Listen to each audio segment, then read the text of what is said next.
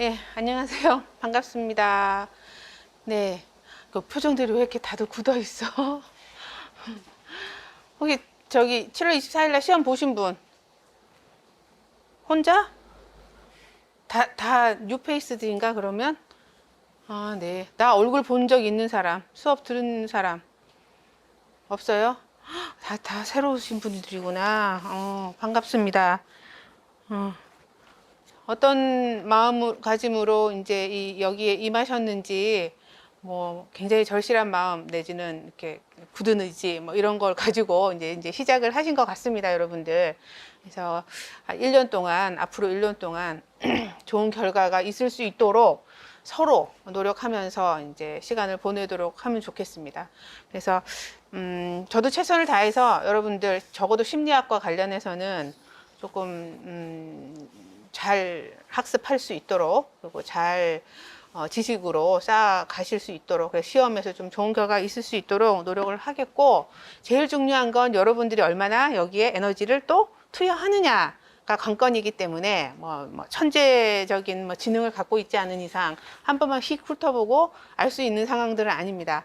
굉장히 복잡하고 다양한 개념들이 있어서, 그리고 그 개념들을 또 단순하게 그냥 이렇게 심플하게 알아보는 수준의 출제가 아니더라고요, 점점. 그래서 점점 문제가 어려워지고 복잡해져서 정말 그 개념들 자체를 잘 알고 있어야만 문제를 좀 풀 수 있는 그런 식으로 자꾸 이제 좀 바뀌는 것 같아서, 그래서 제가 기본 개념을 숙지하는 데 이제 에너지를 많이 이제 드리려고 합니다. 그래요. 그래서 앞으로 여러분들 공부하시면서 이제 우리가 게시판이 있거든요. Q&A 게시판. 그래서 개념이 조금 이해가 안 되시거나 질문이 있으시면 언제든지 게시판을 활용하시면 적어도 늦어도 3일 이내로 뭐 그날 볼 수 있어서 해드리면 참 좋겠는데, 저도 또 따로 뭐가 많이 있는지라 그래도 어쨌든 이틀 3일이 안 넘게 반응을 드리도록 하겠습니다. 그래서 주저하지 마시고 궁금한 게 있으면 바로바로 질문 주시면 좋을 것 같아요. 네. 그리고 지금 인강 들으시는 분들도 마찬가지. 그래요. 저는 일단 김수영이라고 하고요. 여기서 이 하이클래스에서는 이제 3년차 심리학 과목을 강의를 하고 있습니다. 그래서 이제 워낙 제 전공은 상담 심리가 더 전공이긴 해요. 그렇지만 이제 심리학 개론이기 때문에 이 부분은 기본적으로 이제 심리 쪽 일하시는 사람들은 다 기본적인 과목이어서 여러분들을 만나게 되었습니다. 자, 그러면 괜히 이런저런 서설 얘기하는 것보다는 바로 수업 들어가는 게 좋을까요? 그래요. 그래서 이제 교재는 요게 이제 작년에 쓰던 거는 2권짜리 분권으로 돼 있어서 내용도 조금은 더 좀 빈약한 부분이 있고, 그래서 그거를 잘 정리하고 이제 보충 자료로 썼던 것들, 심화에서 썼던 것들, 이런 것들을 더 이제 통합적으로 하고 이제 한 권으로 더 압축해서 만든 거고요. 그래서 굳이 나는 그래도 작년 교재가 있어서 작년 교재를 쓰겠다 그러면 말리지는 않습니다. 대신에 노트를 잘 하셔야 되겠죠. 빠져 있는 부분들이 많이 있을 테니까. 근데 보니까 많이들 구입을 하신 것 같네요. 네. 그래서 이제 목차부터 봅시다. 목차부터 보시면 지난 학기에 썼던 교재를 굳이 언급할 필요는 없겠네요. 지금 여러분들 갖고 계시는 걸 보니까 비교해서 굳이 알려드릴 필요는 없을 것 같고, 지금 토탈 13파트로 이제 구분이 되어 있어서 심리학 개관에서부터 상담심리까지. 그래서 나중에 기출문제 풀이하는 거를 보실 기회가 있으면 이제 그거를 보시면 거기서도 나와 있지만, 문제 출제 경향, 출제 영역이라고 하는 것이 그때그때 좀 다르고 비중 두는 것이 영역이 이제 연도마다 조금 다르더라고요. 그래서 한꺼번에 어디에 특정 영역에 확 몰릴 때도 있고요. 근데 지금 13챕터, 13파트가 있는데 어떤 연도, 올해 말고 작년 같은 경우에는 기억 파트에서 거의 24%가 나왔어요. 6문제나. 25문제 중에. 그리고 올해도 그 연구 이 심리학 개관에서 5문제나 나왔거든요. 그래서 근데 이게 꼭 작년, 재작년이 그런 거지. 앞으로 쭉, 그리고 그 전에 거를 쭉 보면은 어디서 뭐가 더 많이 나와도 이상하지 않을 다 중요한 부분들이어서 공부할 게 되게 많아졌어요. 그래서 심리학이 다른 과목에 비해서 조금은 어떻다? 좀 쉽게 생각하고 오시지 않았나요, 혹시? 그렇죠. 아니야. 그러니까 이 학생들 얘기 들어보면 심리학은 기본으로 잘 받는 거를 전제로 해서 여기서 잘 받아서 못 받은 과목 메꾼다. 이런 개념이 있더라고요. 꼭 그렇지는 않다는 거. 공부하기 나름이에요. 그리고 이제 조금 그 이과 이게 이제 성격 특성일 수도 있는데, 그리고 이제 전공을 뭘 했느냐에 따라서 조금 다를 수도 있는데, 확실히 이과 쪽으로 공부를 이렇게 사고방식이 그렇게 가 있으신 분들은 심리학 공부하기가 조금 어려우신 것 같더라고. 문과 쪽 사람들보다. 그래서 개념이 좀 이해가 안 되고 그럴 수 있어요. 그러면 바로바로 질문을 주시면 좋겠어요. 게시판에다가. 좌절하더라고, 어떤 사람들 보니까. 자기는 심리학이 도저히 공부가 안 된다. 그리고 다른 과목에 비해서 확실히 어떤 분들은 심리학 점수가 제일 낮게 나온 사람도 있어요. 오히려. 그렇기 때문에 자기가 어떤 스타일인지를 조금 점검해 가면서 공부하면 좋을 것 같아요. 자, 그래서 오늘은 일단 심리학 개관 들어갈 텐데, 심리학 개관을 오늘 다 못할 수도 있어요. 그리고 이제 요거를 요 한 권의 책을 언제까지? 12월 달까지 일단 쭉 다 훑는 걸로. 1년 계획서 보셨어요, 혹시? 봤어? 보고 안 보고? 뭐 그랬네. 그래서 일단 기초 기본 과정 합쳐서 요 12월까지 하고, 그 다음에 심화를, 그 다음에 이제 여기서 충분히 더 깊게 못 들어간 거를 심화해서 다룰 건데, 그때는 요 본 교재를 들여다보면서 더 자세하게 하기도 하고, 더 추가되는 부분을 별도의 유인물이나 이런 걸 통해서 또 공부를 할 거예요. 1월, 2월 달은. 그리고 이제 3월, 4월 정도는 동형 모의고사. 이제부터 문제풀이를 열심히 해야 되거든요. 문제풀이 할 거고, 그 다음에 이제 마지막. 그래서 요번에는 또 뭐 7월에 시험 볼지 6월에 시험 볼지, 지금 최근 2년 동안은 7월에 주로 시험을 봤는데, 그전에는 6월에도 시험을 보고 그렇게 했었어서, 그거에 따라서 이제 뭐죠? 우리가 학원에서 만날 수 있는 시간이 조금 한 달 내지는 몇 주라도 변동은 있을 수 있어요. 그래서 지금 커리큘럼 상으로는 아마 5월까지만 돼 있나? 6월까지만 돼 있나? 기억 안 나죠? 나도 지금 갑자기 가물가물한데, 어쨌든 그래서 마지막 한 달은 그 전에 문제풀이구나. 3월, 4월 이런 거는 동형 문제이긴 한데 그 문제집이 따로 있어요. 그래서 그거랑 같이 해서 계속 문제풀이를 저랑 같이 할 거고, 그 다음에 마지막 한 달이 그냥 그야말로 실전 모의고사.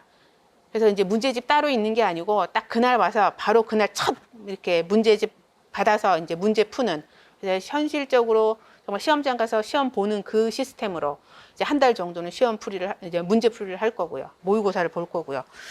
그런 식으로 할 겁니다. 그래서 일단 요 교재를 어쨌든 이 한 권을 12월까지 쭉 볼 거다.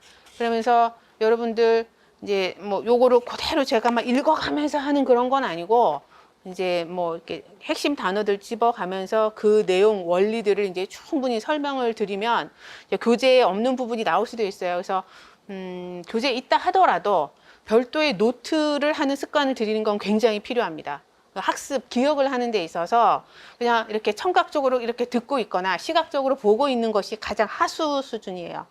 그래서 제일 높은 수준이 뭐다? 내가 가르칠 수 있어야 돼요. 그러면 이제 내가 그걸 다 알고 있는 거거든. 그래서 우리 막 서로 자기 또래들 가르치고 막 이런 거 하잖아요. 이제 그렇게 하기까지 위해서는 이제 처음 시작은 보고 그냥 듣고 있는 것이 아니라 열심히 손을 놀려서 반복해서 노트하는 거, 이것도 기억을 남기는데 도움이 될 겁니다. 그래요. 자, 일단 그래서 이제 심리학 개관 들어가는데, 이제 챕터별로 이제 총 5챕터가 있어요. 그래서 이제 처음 시작이 심리학이 뭐냐, 심리학을 왜 하는 거냐, 네, 요 얘기를 해보는데 아주 간단하게 나와 있어요. 그래서 보시면 일단 심리학, 사이컬러지죠? 사이컬러지인데 사이컬러지라고 하는 건 이제 워낙 이제 영어의 기원은 이제 그리스어, 히라버가 많죠. 그래서 보면 이제 사이키, 이제 이걸 완전히 히랍 발음으로 하면 푸시케 이제 이렇게 되는 거죠. 그래서 이제 이 사이키라고 하는 거하고 로고스라고 하는 것의 이제 합성어입니다. 그래서 정신, 마음, 영혼, 이게 이제 사이키라는 의미이고, 그 다음에 모든 뒤에 뭐 심리학, 경제학, 뭐 행정학 할 때 다 학자 붙잖아요. 학문이라고 하는 의미. 그게 이제 로고스, 논리, 막 이제 이런 의미인데, 그것이 이제 합쳐져서 나온 게 이제 심리학이다. 그런 거고요. 어원은 그렇고, 우리가 이제 뭐 심리학 사전이 아니라 백과사전이나 이제 어학사전을 들여다보면 이렇게 나와 있어요. 마음의 이치를 다루는 학문이다. 마음의 이치 되게 포괄적이죠. 그럼 마음은 뭐고 이치는 뭔가? 봅시다. 그래서 일반적으로 조금 더 세부적으로 들어가 보면 심리학이라고 하는 것은 결국 인간 유기체. 근데 여기에 빠져 있는 거, 이게 뒤에는 나와 있지만 인간뿐만 아니라 심리학은 인간의 행동을 이해하기 위한 학문이긴 한데, 연구 대상은 인간만 해당되는 건 아니에요. 동물을 대상으로 하기도 합니다. 그래서 심리학 연구에 보면 동물 연구가 되게 많아요. 그래서 인간뿐만 아니라 동물도 대상으로 하면서 그 마음과 행동을 어떻게 과학적으로, 그럼 과학적이지 않은 게 있나 학문이? 그럴 수 있잖아요. 그런데 과학적이지 않은 학문도 있죠. 뭐가 있을까? 심리학 이전의 학문, 철학. 철학은 과학적이지 않아요. 그냥 각자 학자마다 주장하는 그거야 그냥. 근데 주제는 같아요. 철학이랑 심리학이랑. 철학이랑 심리학은 다 뭘 물어봐요. 질문이 뭐야? 인간은 무엇인가? 왜 사는가? 왜 죽는가? 나는 누군가? 뭐 이런 거죠. 왜 저러나? 뭐 이런 거. 그런 거를 그냥 사유, 머리로만 막 생각하면서 막 이게 개념을 내놓는 것이 철학이라면 정말 그런가? 아닌가? 확인까지 하는, 검증을 해보는, 그래서 가설을 갖고 그 가설을 검증해보는 그런 절차를 거치는 것이 심리학이에요. 그래서 심리학이 그런 과학적인 특징을 갖고 학문적으로 뛰어든 것은 거의 19세기 후반 내나 돼서야, 그 전까지는 쭉 철학이 그냥 이렇게 점철이 되어 있었던 건데, 소위 말해서 이런 과학이 발달하면서 우리가 알고 있는 그 과학이 발달하면서 이제 인간을 이해하는 것도 좀 더 체계적이고 이제 과학적으로 하게 된 거죠. 그래요. 이제 그거 먼저 얘기를 했지만 그 두 번째 동그라미를 보시면 인간의 마음과 행동을 과학적으로 연구한다고 했으니 마음은 뭐냐? 마음. 마인드를 이제 번역을 한 건데, 인간의 내적인, 눈에 보이지 않아요. 근데 있어. 여러분의 어떤 생각이라던가, 여러분의 감정, 여러분의 욕구, 이런 거 있어요, 없어요, 여러분? 그렇지만 눈에 보이지 않죠. 내 안에서 흘러가는 어떤 흐름들이에요. 그래서 여기 보면 사고가 생각이죠. 그 다음에 지각은 사고의 기초가 되는 거예요. 우리 나중에 다 찬찬히 다 할 거니까. 기억, 감정, 이런 것들로 구성된 거예요. 그리고 행동, 이거는 behavior, 행동이라고 해서 하는 거는 말 그대로 여기서는 눈으로 볼 수 있는 움직임을 말하는 거죠. 실제로 우리가 사람을 때리거나 울거나 또 뭐 할 수 있어요, 여러분? 공부하거나. 근데 공부를 왜 해? 공부 왜 해요, 여러분? 어떤 욕구가 있어서 하는 거잖아. 어떤 동기를 갖고. 그럼 그 욕구와 동기가 이 행동하고 연결이 되겠죠. 그러니까 행동과 이 내적인 어떤 과정은 뗄 수가 없어요. 근데 이제 여기다가 행동에 우선 초점을 맞춰서 막 이거를 연구를 주로 할 거냐, 아니면 이거는 중요하지 않아. 이 내적인 걸 더 봐야 돼. 이러면서 여기에 막 초점을 맞추거나 아니면 이 두 가지를 다 같이 보거나 뭘 어떻게 보느냐는 이제 접근하는 방식에 따라 다른 거고 심리학은 굉장히 다양한 방식들을 통해서 인간이 왜 그러는지를 이해하는 학문이 되는 거예요. 그렇고요. 그래서 존재 이래로 막 이렇게 인간에 대해서 궁금해했던 것들이 주로 이제 철학적으로 계속 사유가 되어 왔던 것들이 이제 19세기 들어오면서 과학이 발달하면서 과학적인 노력이 같이 이제 덧붙여진 게 심리학이다. 이렇게 보시면 될 것 같고요. 이게 이제 별거 아닌 것 같아도 현지에 그 선지로 나오기도 해요. 그래서 이제 이거 다 중요한 의미가 있어서 말씀드리는 거예요. 그러면 심리학의 목적은 뭐냐? 심리학을 왜 하느냐? 물론 크게 보면 인간이해지. 인간이 왜 저러나? 인간은 무엇인가? 이거에 대한 답을 얻기 위해서 그러니까 마음과 행동을 체계적으로 이해하기 위해서 이제 과학적으로 접근하는 그러니까 이해하기 위한 게 목적은 목적이에요. 근데 그걸 조금 더 세부적으로 보면 요 4가지의 목적이 있다는 거지. 그래서 어떻게 보면 이 4가지 목적은 심리학의 목적이기도 하지만 과학의 목적이기도 해요. 그리고 보통의 인문과학들, 사회과학들, 뭐 자연과학도 다를 바 없는데 크게 보면 다 이 원리에 근거하고 있어요. 모든 학문들이. 철학적인 거는 좀 빼고. 그래서 어떤 목적이냐면 기술하기 위해서, 설명하기 위해서, 예측하기 위해서, 통제하기 위해서.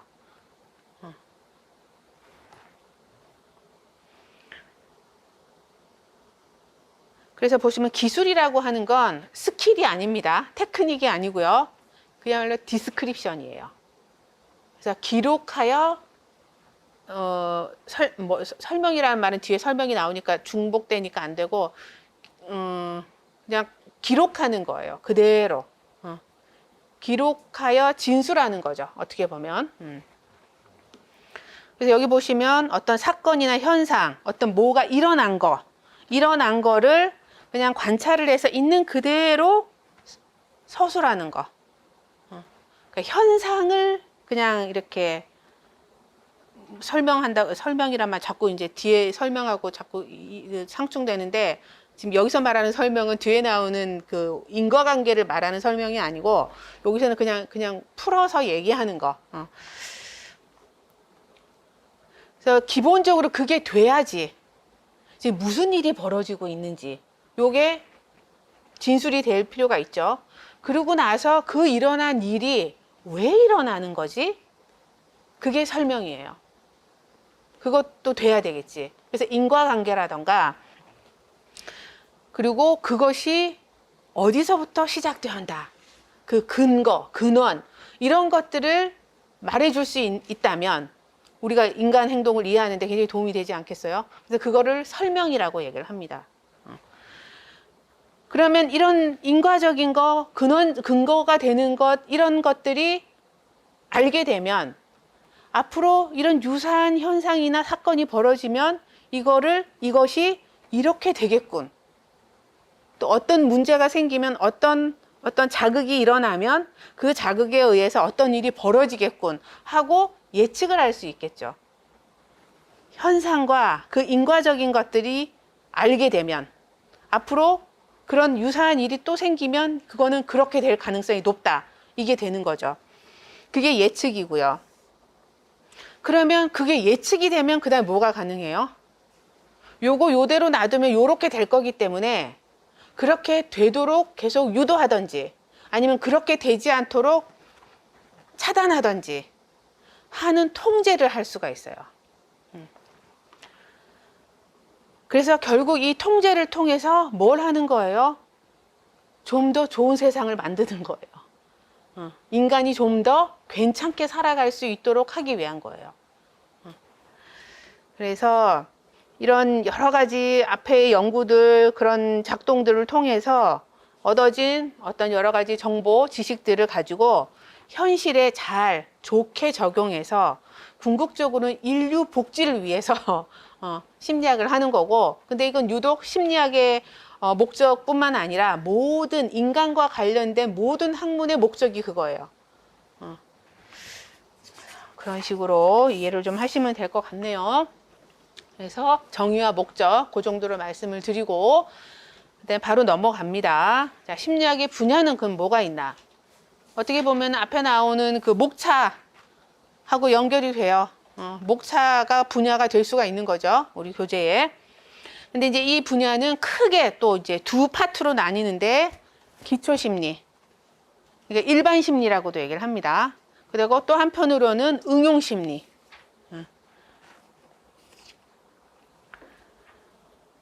그래서 요 기초심리, 이론심리라고도 하고, 보면은 기초심리는 그야말로 알아보는 거야.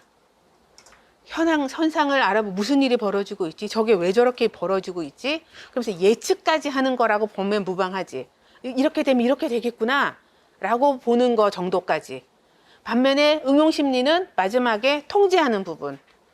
그래서 일상 삶 속에 적용을 시켜보는, 이렇게 만들고 저렇게 만들어 보는, 그게 이제 응용심리라고 보면 되겠죠.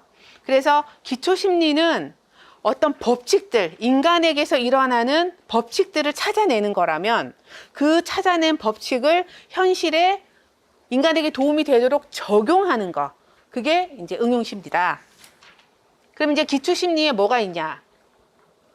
이제 맨 처음 나온 게 학습심리. 그러니까 학습심리는 나중에 요 비중이 높아요. 학습은 비중이 높은 부분인데, 이제 기억은 올해 작년이지. 기억은 작년에 아까 말한 것처럼 6문제나 나왔던 거고, 학습은 3문제, 올해는 4문제인가 5문제, 아니야 3문제? 또 갑자기 또 헷갈리네. 3문제는 나왔나 보다. 3문제 계속 그렇게 나왔나 보다. 그 정도로 보통 1문제 내지는 2문제가 나오는데 영역들마다 굉장히 비중이 높죠. 그런 거 보면. 그래서 학습심리는 말 그대로 학습의 원리. 근데 이 학습은 기억하고 굉장히 관련이 많이 돼 있습니다. 그래서 기억하고 학습, 그런 그 개념의 원리를 이제 알아보는 파트인데, 여러분들이 갖고 있는 대부분의 정보나 지식들, 알고 계시는 어떤 거 있잖아요. 팩트들, 이런 거. 다, 그리고 그것뿐만 아니라 여러분들이 지금 행하고 있는 대부분의 많은 것들은 학습에 의한 것들이에요. 그리고 지금 이 순간도 학습 중인 거고요. 그죠? 저를 통해서 여러분들은 심리학이라고 하는 어떤 시스템에 대해서 학습을 하고 계시는 거죠. 태어날 때부터 알았던 거 없죠. 태어날 때부터 몰랐던 거, 근데 지금 알고 있는 거는 거의 대부분 학습한 거지. 그래서 인간이 살아가는 데 있어서 굉장히 중요한 영역이라는 거예요, 이 학습이. 그래서 어떻게 학습을 잘 일어나게 할 수 있을까? 이거를 이제 나중에 고민을 많이 하겠죠. 근데 이제 그 잘 일어나도록 하기 위해서는 학습이 어떻게 일어나나, 어떤 원리로 일어나나, 그거를 또 알아내는 게 중요하겠죠. 그게 이제 기초 심리학에서의 학습의 얘기고. 근데 이제 여기서도 보면은 또 학습 심리는 크게 두 가지. 그러니까 연합학습과 인지학습이라고 되어 있긴 한데, 연합학습은 실제로 연합의 개념도 중요하지만 실제로 행동으로, 그러니까 그러니까 뭐 직접 경험을 통해서 학습하는 거. 그다음에 인지학습은 말 그대로 인지잖아요. 생각. 그렇기 때문에 간접학습. 그 부분이 크죠. 그래서 이제 연합학습이라고 하는 건 여기 어소시에이션, 어소시에이티브 요 개념이 있는데, 이게 그 연합이 뭐가 연합이냐. 학습을 하려면 따로따로 떨어져서 뭔가가 이렇게 학습이 일어나는 게 아니고, 이것과 저것이 묶여야 서로 연결이 되어야지, 아, 이게 요걸 의미하는구나 하고 이제 연합이 되어야 그 다음에 이제 뭔가가 배워진다는 거예요. 지금 이 말은 조금 추상적으로 들릴 수 있겠지만은 여기 보시면 대표적인 학습 형태가 이제 두 가지가 나오잖아요. 고전적 조건 형성, 조작적 조건 형성. 혹시 이 개념 이전에 좀 들어보신 분 계신가? 나 오늘 처음 듣네. 손 한번 들어보세요. 갈 길이 멀다, 그죠? 차근차근 해야 돼. 그래서 요거는 나중에 D파트의 학습 심리 파트에서 굉장히 자세하게 다루긴 할 건데 워낙 중요한 개념이라서 요 개론 부분에서도 조금 더 얘기를 하는 거예요. 간략하게. 그래서 연합을 일단 어소시에이션, 이것과 저것이 결합되는 거예요. 그거가 돼야지만 학습이 일어날 수 있다라는 전제예요. 근데 그 중에 하나가 고전적 조건 형성인데, 고전적 조건 형성은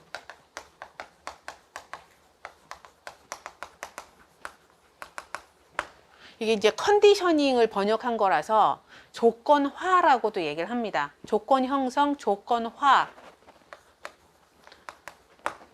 똑같은 얘기예요. 그리고 이제 고전적이라는 건 클래식하다는 얘기예요. 그래서 클래시컬 컨디셔닝이라고 이제 얘기를 하는데, 여기서의 연합,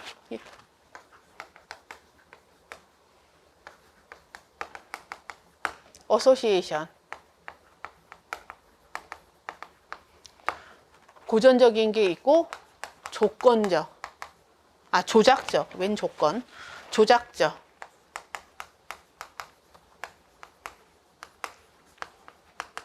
이거는 그래서 클래시컬하다고 얘기하고, 이건 오퍼런트. 이렇게 다른 말로 번역, 작동한다, 조작한다. 그러니까 뭔가를 액션은 아니고 뭔가 하여간 조작을 한다는 얘기예요. 오퍼런트 해서 조건 형성을 하는 건데, 그럼 이거하고 이거의 연합의 내용이 달라. 연합하는 내용이. 그래서 고전적 조건 형성은 뭐가 연합이 되는 거냐? 무조건 자극과 조건 자극이 연합이 되는 건데, 자, 무조건 자극은 기본적으로 무조건 반응을 일으켜요. 자, 뭐가 있을까? 자, 사람이 옆에서 꽝 소리를 낸다. 사람이 어쨌든 꽝 가만히 있는데 옆에 와서 꽝 한다. 그러면 어떤 반응이 일어날 수 있지? 깜짝 놀라죠. 그러면 깜짝 놀라게 하는 반응을 일으키는 데 있어서 꽝 소리는 무조건 자극이야. 그리고 이 무조건 자극 꽝이 오면 사람들은 누구나 예외 없이, 조건 없이 그냥 깜짝 놀라는 반응을 해. 그죠? 그래서 무조건 자극이 무조건 반응을 일으키는 건 그냥 우리 일상생활에서 자연스럽게 일어나는 일이에요. 근데 여기다가 조건 자극을 여기다가 덧붙여. 뭐를 할까? 나중에 다시 얘기하겠지만, 종소리. 자, 파블로브의 개 알지? 그 개념이에요. 그래서 이 꽝 하는 소리에다가 꽝 하는 소리를 들려줄 때마다 종소리도 같이 들려줘. 소리가 너무 묻힐래나 서로? 그럼 빛으로 합시다. 빛. 꽝 하는 소리를 들려줬을 때 깜짝 놀라는데, 어쨌든 꽝 할 때마다 후레쉬를 번쩍 한 번씩 비춰줘. 그러다 보면 요 두 개가 같이 묶여서 어쨌든 계속 무조건 요 반응은 일어나겠죠. 깜짝 놀라는 반응은. 그죠? 그러면 이게 어느 정도 반복이 돼서 익숙해지면 무슨 일이 벌어지냐면, 이제는 더 이상 꽝 소리를 안 들려주고 빛만 비춰줘. 그래도 얘가 빛만 보고도 어떻게 된다고? 깜짝 놀란다고. 그럴 때는 이게 이제 처음에는 이게 중립자극이었거든요. 중립자극이라 하면 빛만 처음에 했을 때는 깜짝 놀라는 반응이 일어날 수가 없어요. 그러니까 무관한 거라고. 그래서 중립이야. 그런데 이게 무조건 자극하고 같이 결합돼서 계속 제시가 되다 보니까 나중에는 이거 없이, 꽝 소리 없이 빛만 들려줘도 깜짝 놀라는 반응을 일으키거든. 그러면 이제는 더 이상 중립자극이 아니라 조건 자극이 되는 거예요. 조건 자극이 돼서 그때 나타나는 무조건 반응은 이제 더 이상 무조건 반응이 아니라 조건 반응이 되는 거지. 그죠? 그래서 똑같이 요게 그냥 조건 반응이 되는 거지. 그래서 어쨌든 이 조건 자극, 중립 자극이었던 조건 자극으로 무조건 반응을 일으킬 수 있는, 그래서 그것이 요거에 의해서 조건 반응이 되게 만드는 과정에서는 어쨌든 이 무조건 자극과 중립 자극이 서로 연합이 되어야만 가능하다는 얘기예요. 요 연합을 빼놓고는 이 학습이 일어날 수가 없어. 요런 메커니즘이 일어날 수가 없어. 그래서 요 연합이 굉장히 중요하다는 거고, 반면에 조작적 조건 형성에서는 뭐하고 뭐가 연합이 되냐? 반응과 결과가 연합이 돼야 돼요. 반응과 결과가. 그래서 자, 어떤 반응을 했더니, 예를 들면 비둘기나 쥐가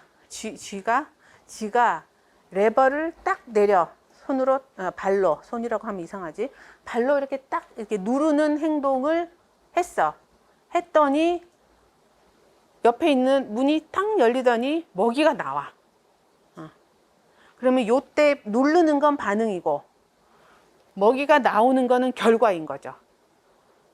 그러니까 그것이 연합이 돼야 된다고요. 이걸 누르면 나오는구나가 연결이 돼야 된다고요. 이게 연합이 안 되면 내가 그 먹이를 먹기 위해서 누르는 행동을 할 수가 없는 거죠. 하지 않겠죠. 근데 누르면 이게 나온다는 게 연합이 되기 때문에 그걸 먹기 위해서 이걸 누른다고. 그래서 반응과 결과가 연합이 돼야 된다. 나중에 또 각자 또 세부적인 더 부수적인 설명은 본격적으로 들어가서 더 자세하게 하고, 오늘은 여기까지만. 그래서 이 두 가지 개념이 학습에 있어서 굉장히 중요하다. 이게 이제 연합학습이에요. 각각 두 가지 각각이 연합되는 내용이 다르다는 거, 그리고 연합이 핵심이어야 된다는 거, 연합 자체는. 자, 또 하나의 학습이 인지학습이 있네요. 그래서 어떻게 보면 이거는 직접 경험이 있거든요. 정말로 그걸 겪어서 내가 온몸으로 배워서 그렇게 해서 이제 반응이 정말 행동으로 나오고 막 이러는 거잖아요. 그거하고는 조금 다르게 직접적으로 내가 막 누르고 아니면은 깜짝 놀라고 막 이런 거 없어도, 그게 학습이 안 돼도 그냥 보는 것만으로, 그리고 상당히 많은 부분이 여러분들이 학습한 내용들은 이 직접 학습보다는 간접 학습이 굉장히 많습니다. 대부분 책으로 배웠어요. 뭐 이런 것들이죠. 그래서 여러분이 여기 나오는 꽝 소리, 사실 지금 이것 자체도 간접 학습이야. 요 원리에 대해서 지금 공부하는 것도. 여러분이 여러분 몸으로 꽝 소리 듣고 빗소리 같이 듣고 이래서 내가 빗소리에 나중에 막 놀라는 반응하고, 이거 안 겪었잖아. 그렇지만 막 말로 내가 막 설명하고 시연은 아니지만 이렇게 보여주는 걸 통해서 아, 그렇구나 하고 학습이 되잖아요. 이게 이제 인지학습이거든. 간접학습. 그래서 어떻게 보면 몸으로 부딪혀서 배우는 게 아니라 머릿속으로 굴려서 아, 저런 거구나. 일단 관찰을 잘 해야 되겠지. 관찰해서 저장해서 나중에 필요할 때 꺼내서 내가 필요할 때 그냥 꺼내 쓰고. 근데 그거를 배우기까지는 그냥 머릿속으로 다 가능하다고. 몸으로 안 익혀도. 그래서 인지 과정, 인지를 통해서 일어나는 학습 형태. 대표적인 게 관찰 학습, 아까 말한 것처럼. 그래서 내가 딱히 겪지 않아서도, 왜 그런 경우 있죠. 형제들 중에 첫째가 부모님들한테 굉장히 혼 많이 나는 거 본 아이들은, 그럼 밑에 둘째나 셋째는 자기가 그 잘못을 그러니까 자기가 몸으로 안 겪어도 언니나 오빠가 이렇게 야단 맞고 이러는 걸 보면서 아, 난 저러지 말아야지. 그래서 안 하면서 오히려 야단 덜 맞는 형제들 있죠. 그게 대표적인 관찰학습인 거죠. 여러분들은 직접적으로 야단을 맞으면서 학습했나요? 뭐 이래야 된다, 저래야 된다라고 하는 거를 규칙을 체험을 통해서 배웠나, 아니면 언니, 오빠, 형들 보면서 배웠나? 어떤 스타일인가? 뭐 그것도 한번 생각해 보셔도 괜찮겠네. 그리고 또 하나 이제 인지 과정을 통해서 뭔가를 배우는 것 중에 하나가 잠재학습, 통찰학습 이런 게 있어요. 요거는 나중에 학습 파트에서 더 자세하게 얘기할게요. 이거는 몸을 통해서 배우는 게 아니야. 이제 정말 사고를 통해서 딱 이렇게 아는 거죠. 그래서 이게 인지라고 하는 게 아까 말한 것처럼 내적인 거라 그랬잖아요. 그러다 보니까 이 학습이 내적 학습이다라고도 얘기를 하는 거죠. 그러니까 연합학습은 직접 학습이에요. 그야말로 외적으로 일어나는 학습이에요. 굳이 대비를 하자면. 그런 게 있고. 자, 그 다음에 기초심리학 중에 또 하나가 발달심리. 발달심리도 굉장히 내용이 많은데, 사실 이제 갈수록 이제 이 심리학과 관련해서 연구를 점점 그 19세기 말부터 계속 해오다 보니까 지식이 계속 늘어나고 있어요.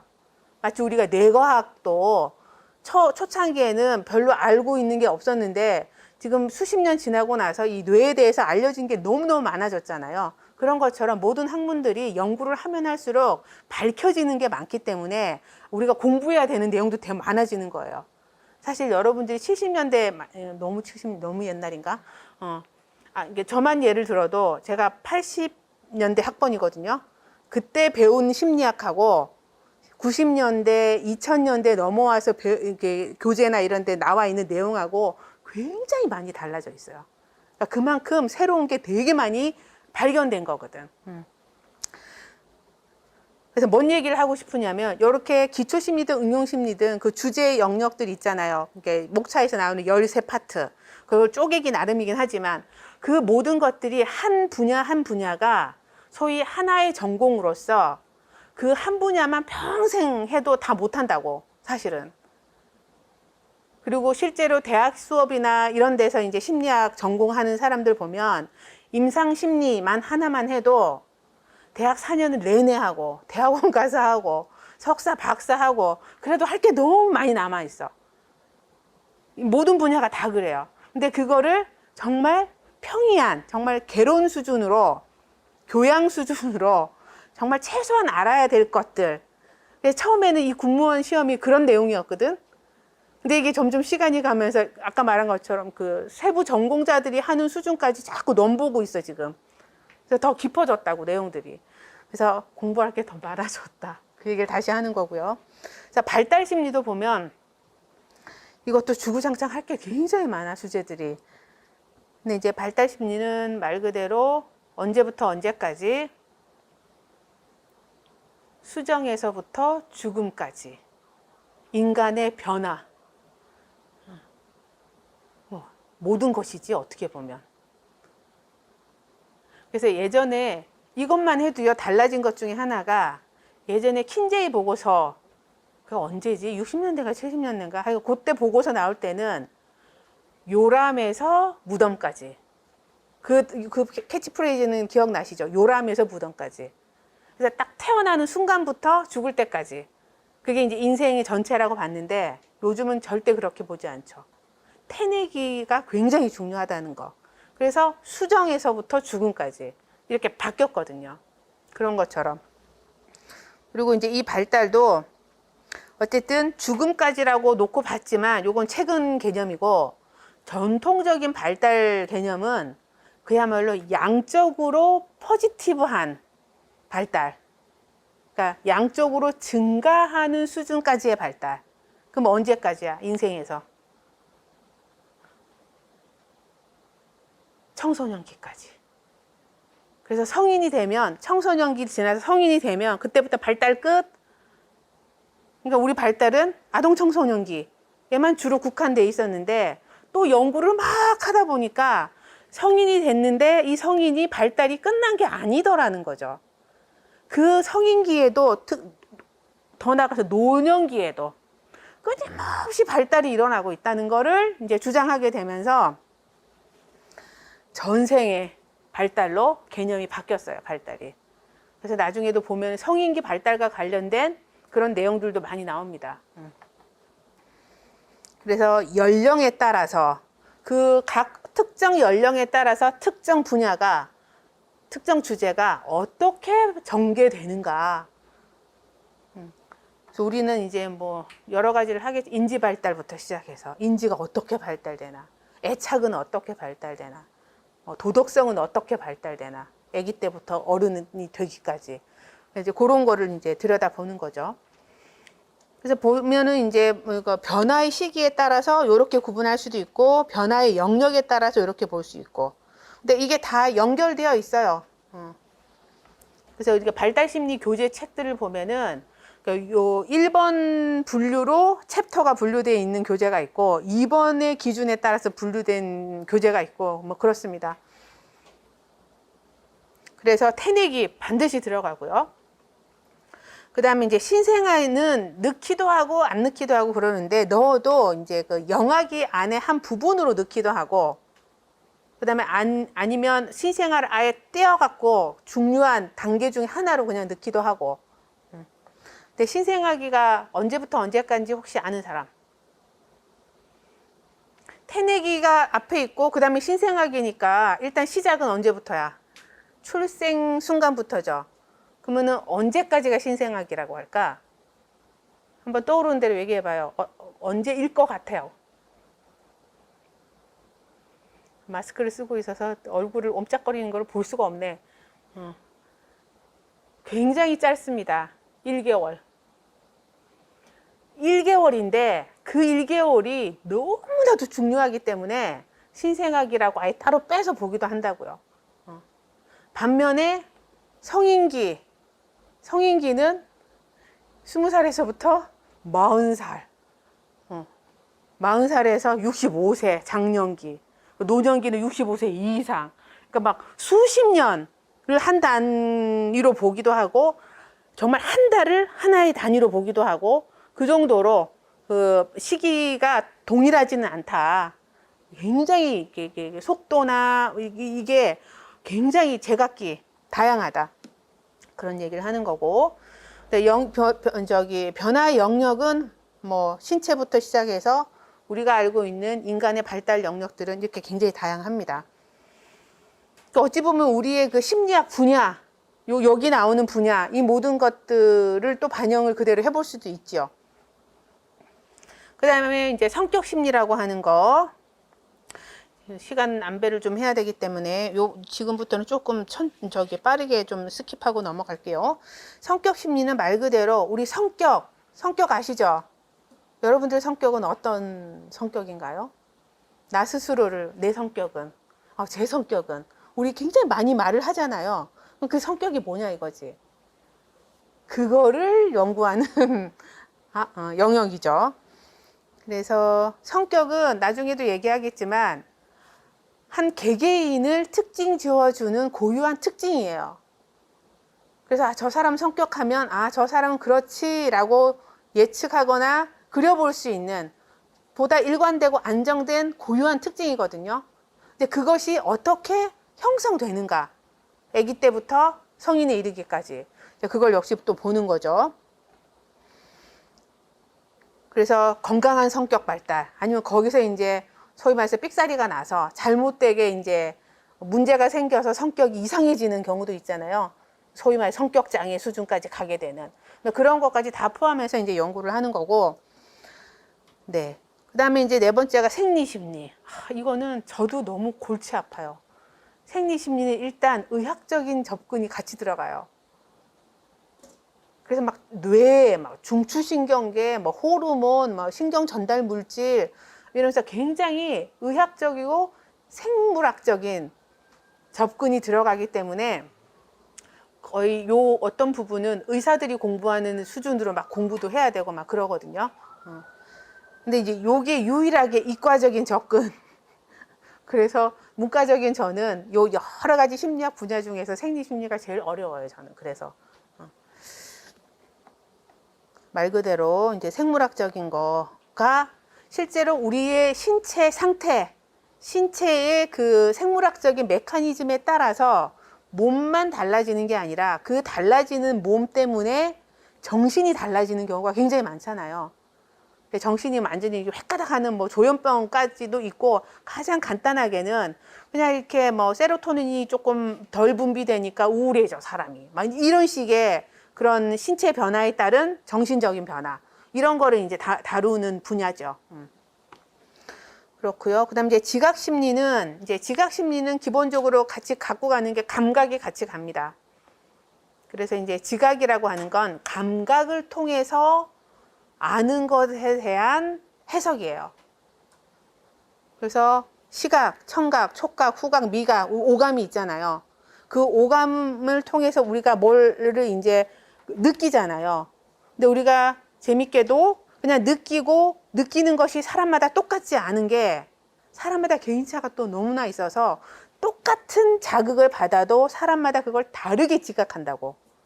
그리고 이제 그런 개인차가 있고, 또 그럼에도 불구하고 이런저런 그 오감적인 자극이 어떻게 왔을 때 보편적으로 사람들은 이런 식으로 그거를 이해하고 받아들이는 경향, 그게 지각 성향을 말을 하는 건데, 그건 또 어떤 식으로 이루어지나, 이걸 보는 거죠.